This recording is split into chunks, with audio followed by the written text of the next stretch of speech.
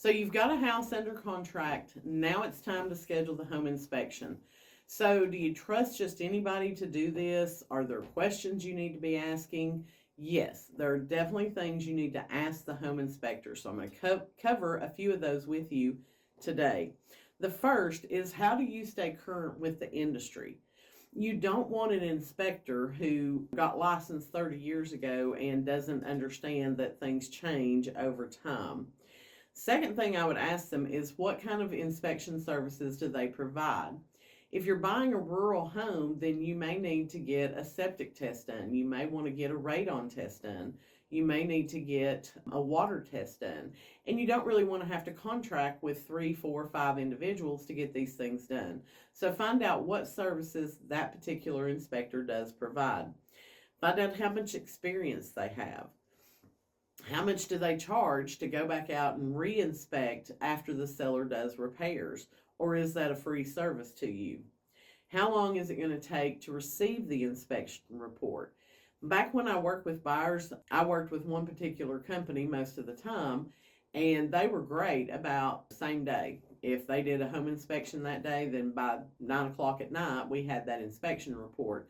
And so I have learned, if they were booked and I had to use other companies, sometimes these inspectors will take 2 to 3 days to get an inspection report. And when you're on a timeline that's based on the contract for how long you have to get your inspection done and ask for repairs, that time can be very costly. So find out how long it's going to take them to get you that inspection report. Find out if they're going to be available to you to answer any questions you have about the inspection report. As a buyer, you're not familiar with these reports. You don't understand them.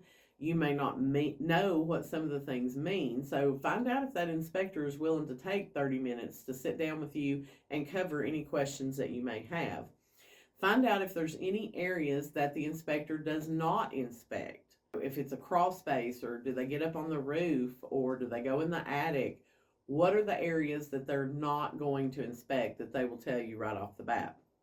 Now, once you get the inspection done, I would talk to them with that 30 minutes that you've asked for to answer any questions, and I would ask them these 3 questions. Are there any mold concerns?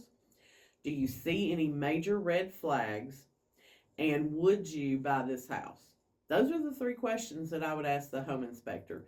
I can tell you this, a lot of times buyers do get overwhelmed looking at these home inspection reports, because with all the photos and everything that goes into it, they can be 50, 60, even 70 pages long.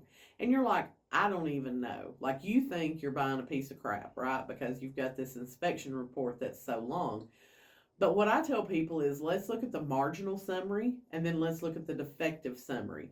So those summary pages are going to be the items that had some problem, whether it's they're not up to the current code, or they may require some maintenance in the future. Don't feel like you need to review that entire 70-page report. The summaries are going to be the key, and they're going to tell you the things that you need to know about purchasing that home. So if you're looking for an agent who can guide you through this inspection process and help you out, feel free to send me a DM, and we will be glad to work with you and help you find a home for 2025.